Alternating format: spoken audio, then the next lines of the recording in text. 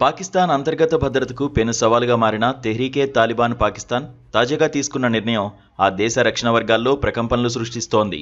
కేవలం గెరిల్లా దాడులకే పరిమితం కాకుండా ఒక సంప్రదాయ సైన్యం తరహాలో తన రూపురేఖలను మార్చుకోవాలని టీటీపీ నిర్ణయించింది. ఇప్పటివరకు అడవులు, పర్వత ప్రాంతాల నుంచి మెరుపు దాడులు చేస్తున్న టీటీపీ తాజాగా 2026 నాటికి సొంతంగా వైమానిక దళాన్ని ఏర్పాటు చేస్తున్నట్లు ప్రకటించింది. ఈ విభాగానికి సలీం హక్కానీ నేతృత్వం వహిస్తారని సంస్థ వెల్లడించింది.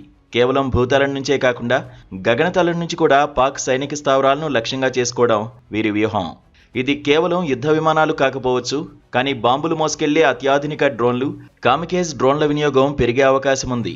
టీటీపీ తన కార్యకలాపాలను మరింత క్రమబద్ధం చేయడానికి తన పరిపాలనా విభాగాలను సైతం విస్తరించింది. మొదటిసారిగా కశ్మీర్ను ఒక కొత్త ప్రాంతంగా టీటీపీ ప్రకటించింది.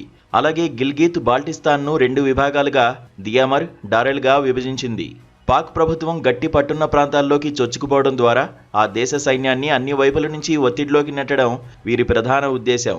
మిలిటరీ కమాండర్లతో కూడిన 2 కొత్త పర్యవేక్షణ జోన్లను ఏర్పాటు చేసి దాడుల సమన్వయాన్ని మెరుగుపరుచుకుంటోంది.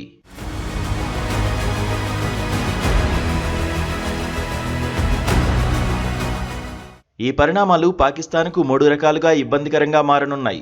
టీటీపీ వద్ద విమానాలు లేకపోయినా ప్రస్తుతం ప్రపంచవ్యాప్తంగా ఉగ్రవాద సంస్థలు ఉపయోగిస్తున్న లోకాస్ట్ డ్రోన్ టెక్నాలజీ పాక్ ఆర్మీకి తలనొప్పిగా మారనుంది. ఆఫ్ఘాన్ తాలిబన్ల అండతోనే టీటీపీ ఈ స్థాయికి ఎదుగుతోందని పాక్ ఆరోపిస్తోంది. ఈ 2 దేశాల మధ్య దౌత్యపరమైన, సైనికపరమైన ఘర్షణలకు దారితీస్తోంది. 2025 చివరిలో పాక్ ఆఫ్ఘాన్ భూభాగంలో వైమానిక దాడులు చేయడం ఈ ఉద్రిక్తతలకు పరాకాష్ట. ఖైబర్ పఖ్తుంఖ్వా, బలోచిస్తాన్ దాటి ఇప్పుడు కశ్మీర్ సరిహద్దుల వరకు టీటీపీ దృష్టి సారించడం వల్ల పాక్ సైన్యం తన బలగాలను భారీగా మోహరించాల్సి వస్తోంది. అయితే ఒక ఉగ్రవాద సంస్థ ఎయిర్ ఫోర్స్ను నడపడం ఆచరణాత్మకంగా కష్టమైనప్పటికీ దీన్ని ఒక ప్రచారాస్త్రంగా చూడొచ్చు.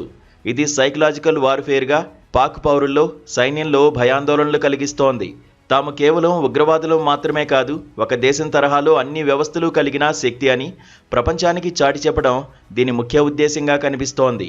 ఏదేమైనా తాలిబన్లు ఆఫ్ఘాన్లో అధికారంలోకి వచ్చిన తర్వాత టీటీపీకి ఆయుధాలు, నిధులు, సురక్షిత స్థావరాల కొరత తీరిపోయింది. ఇప్పుడు వారు ప్రకటించిన ఎయిర్ ఫోర్స్ ప్లాన్ విజయవంతమైతే దక్షిణాసియాలో ఉగ్రవాద వ్యతిరేక పోరాటం సరికొత్త మలుపు తిరగనుంది.